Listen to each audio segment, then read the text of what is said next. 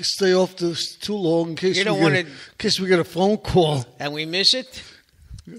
Yeah, that would be a tragedy on a night like tonight. Well, speaking of phone calls, we are hoping that on Friday we can reconnect. If you listen to last Friday's podcast, or if you were actually a live listener, you heard a gentleman named Chad from Rochester, and very knowledgeable about the New Testament. And we were talking religion, and Felix and I are hoping to bring him back, or I should say, in this case, it would be the rebellious Rev, hoping to bring him back to a Friday show. We have to contact him during the week.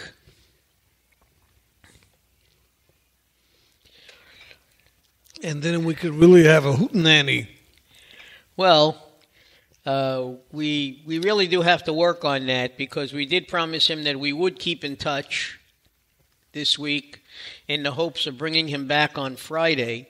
Now, as of Friday, we're still not sure exactly what we're going to be talking about. We were talking last Friday about whether or not man has a soul, and Chad was explaining in great detail that he doesn't have to guess because he knows that man has a soul, and he was explaining to us how and why. But again, that's usually our Friday shows, our religious shows. Today is usually about news and what's going on in politics. Well, what is going on in politics?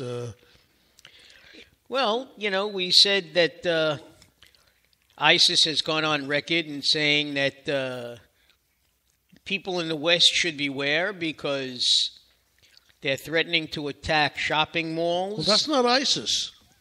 No, Al-Shabaaz. Yeah. Al-Shabaaz. I do apologize. No, not ISIS. Okay, Al-Shabaaz. So, ISIS takes a day off, and all of a sudden Al-Shabaaz pops up, and they say, don't forget about us. We're the guys that bombed that mall in Kenya last year, I believe. 70 people died. So, it's just, this is the way our children are going to be unfortunately, going to be brought up. The fact that they never know, if they're safe or they're not safe, what could possibly happen. It's a new age this for Americans. This is what people go through in Israel every day. That's right. And one of the things I will say that President Bush said after 9/11,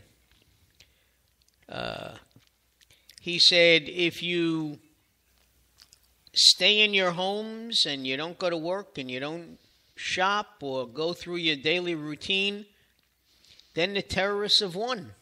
Absolutely. The whole idea is to create terror. They don't actually have to do anything. It's fear. It's not even... It has almost nothing to do with terror. They've done it once, and now it's the fear that they instill that it could happen anywhere, anytime. That you never know whether you're safe or not. And I think by the fact that they are targeting not major cities they might be targeting major cities like Los Angeles, Chicago, or Miami, but they're also going to the heartland of America and small cities and saying, listen, we can get you here too. Well, they're saying that Minneapolis or Minnesota, and they're trying to distract their actual points.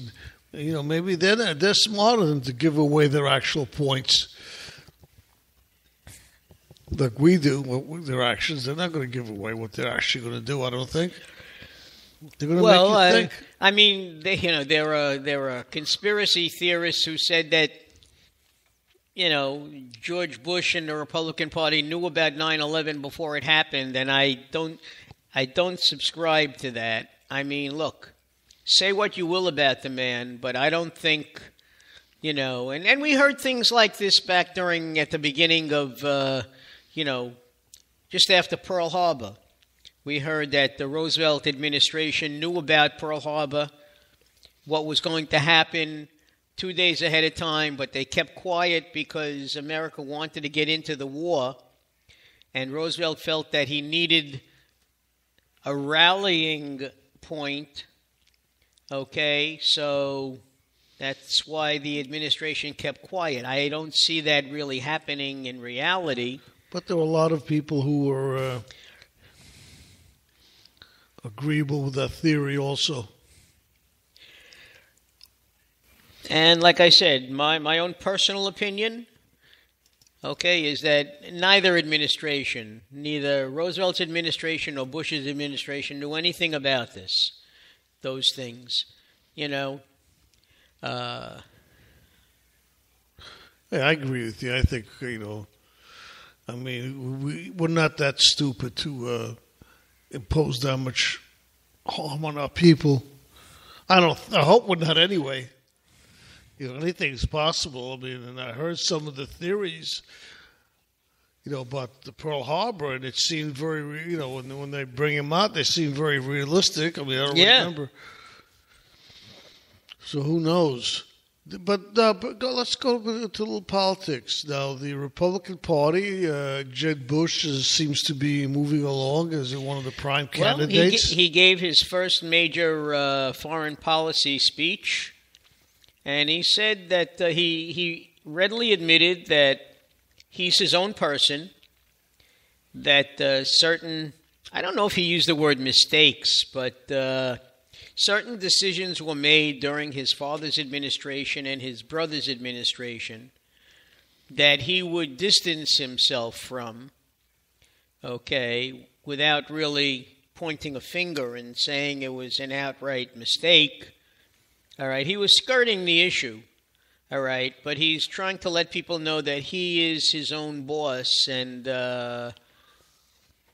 travels to the beat of a different drummer from the other two Bushes who were president of the United States. Certainly, if he gets the nomination and if he somehow defeats Hillary, I think it would be the first time that we had a father and two sons. Yeah.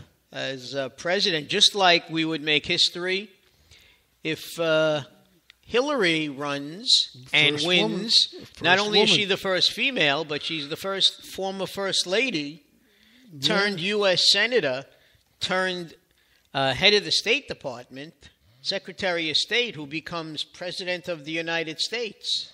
Yeah, she's been moving along pretty well. Now, there seems to be a new rising star in the Democratic Party. And I don't remember who he is. Bert, maybe his name is? I don't know. I don't know neither, so disregard. Yeah, a new rising star. Bernie Sanders, the senator from Vermont. Yeah. No, I don't remember, so disregard what I said because... And who else do we have on the Republican side? There's no shortage of people who want to be president. But when I look at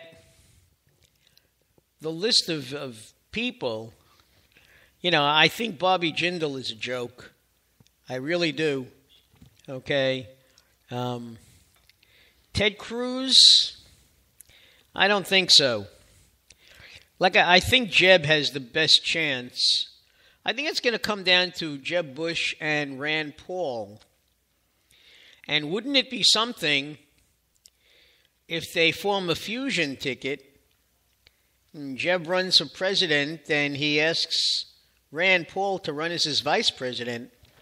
You have a center-right Republican with a fairly conservative background, and I'm talking about Jeb, obviously, because the way he ran Florida was rather conservative, although he does have liberal leanings about education and about social immigration, views. That may not be popular with the mainstream Republicans. However, Rand Paul, as a libertarian conservative, would pick up slack for him, and that might make for a dynamic duo that could possibly push the Republicans back to the White House. Yeah. What about that guy Rubio? Rubio's too young. I don't think Rubio has... well, first of all, his view of immigration is the complete antithesis of Jeb Bush. Jeb Bush is a moderate Republican. He more or less has, a method of, legalizing immigration for certain people that mainstream Americans might agree with. And I'm not sure exactly what it is. That's why I'm not naming specifics. While Rubio, he's just outright, he's against Obamacare. All right. Now, Jeb Bush says he's against Obamacare, but that might soften. If he gets the nomination, he may decide to concentrate on other things like education and immigration, and leave Obamacare alone already. Well, listen, Obamacare is still not a great plan, but it's improving, I guess. There are people, now I know that you had a problem, with Obamacare, and you unfortunately were one of the people who, you didn't give up a great policy, but you gave up a policy that was better than the policy you have now. Oh, absolutely. And I think more Americans are finding that. You have states like Texas who, they won't even put in for the extra money. A lot of states are doing that. I think there's only 26 exchanges or something. I don't remember exact numbers, but it's like less than half the country has exchanges, I think.